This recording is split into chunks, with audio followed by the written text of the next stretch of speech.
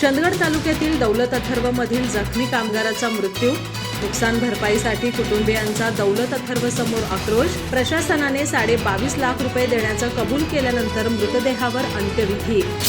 चंदगड तालुक्यातील हलकर्णी येथील अथर्व दौलत साखर कारखान्यात 15 दिवसांपूर्वी ड्रेन व्हॉल्व्ह उघडताना तोल जाऊन उंचावरून पडून गंभीर जखमी झालेल्या कामगाराचा रविवारी उपचारादरम्यान मृत्यू झाला।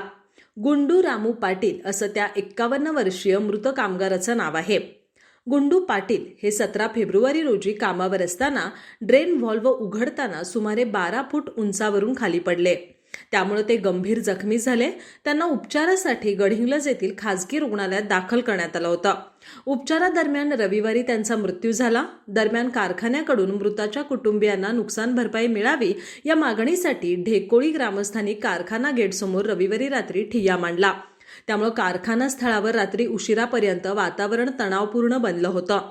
दरम्यान रात्री 12:30 वाजता मृताचे कुटुंबीय आणि कारखाना प्रशासन यांच्यामध्ये समेट करून आणण्यात यश आलं। कारखाना प्रशासनाने घटना घडल्यानंतर जखमीला तात्काळ उपचारासाठी दाखल करून उपचार सुरू केले होते।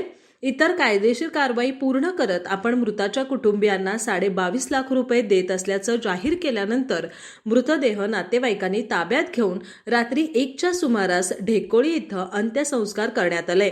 दरम्यान चंदगड पोलिसात याबाबतची नोंद झाली आहे।